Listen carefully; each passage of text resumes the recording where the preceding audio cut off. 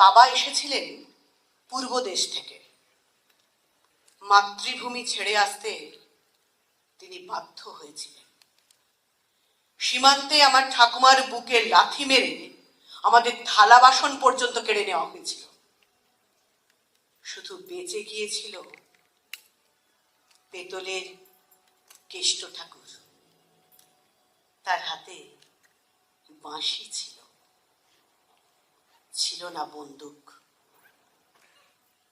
আমাদের বাড়িতে একটা জামতপ এবং তাজ্জব চেয়ার আছে, ইস্ট ইন্ডিয়া কোম্পানির আমলের বিলিতি চেয়ার, কারুকার্য খচিত এবং বেশ আটঘাট বাঁধা এবং মজবুত। 47 সালে সেই চেয়ার 2-4 জনের মাথায় চাপিয়ে দিয়ে তেনারা চলে গেলেন। কিন্তু সুখের বিষয়, কিছুদিন যাবৎ চেয়ারটায় বেশ ঘুম ধরেছে।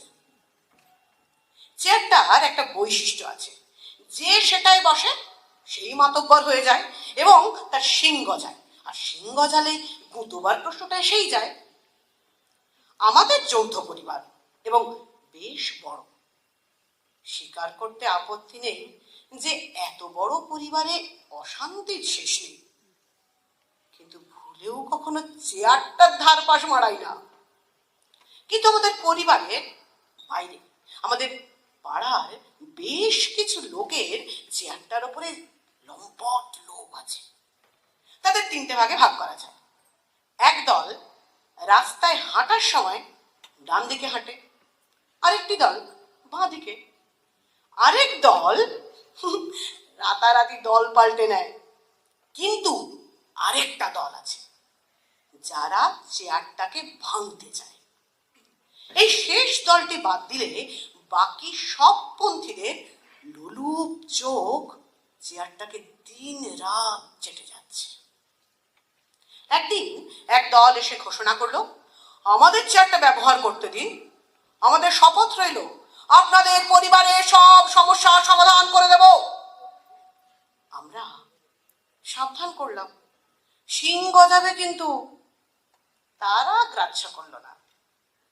ওদের দলের যে হৃষ্টপুষ্ট নেতা, গালে মুসুর ডালের মতন একটা আঁচিল আছে, সেই প্রথম চেয়ারটায় বসতে আরম্ভ করলো এবং বসার পরে নির্ভেজাল মাতব্বরি শুরু করে দিল।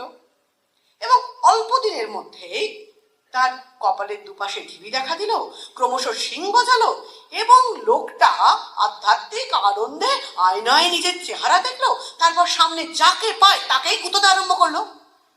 তার ফলে অল্প দিনের মধ্যেই দলের বদনাম হলো। তারা অগত্যা চেয়ারটা আমাদের ঘাড়ে দিয়ে সরে পড়ল। এবার অন্যদের পালা।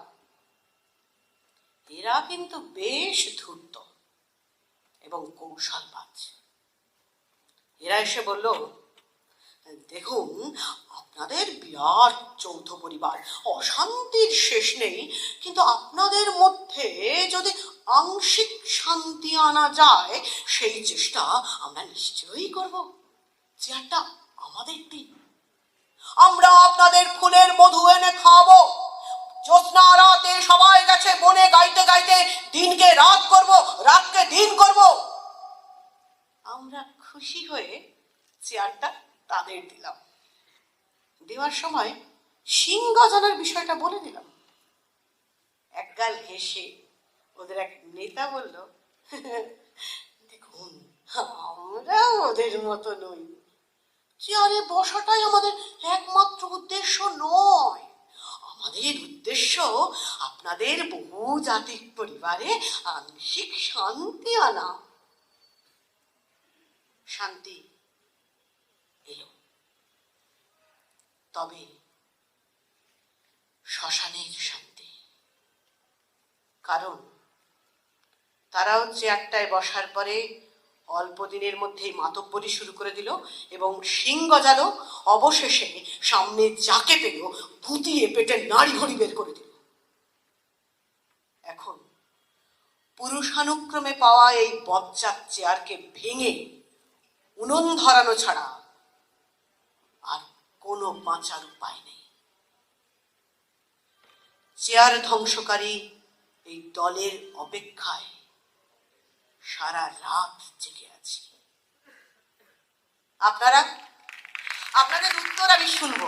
তবে আজকের নির্বাচনে আমার ছিল কবি মল্লিকার সেনগুপ্তের কবিতা আমার কবিতা আলোর খোঁজের নির্বাচিত অংশ, ছিল মৃদুল দাশগুপ্তের এক ভারতীয় নিগ্রোর কবিতা, এবং শেষে মণিভূষণ ভট্টাচার্যের কবিতা চেয়ার।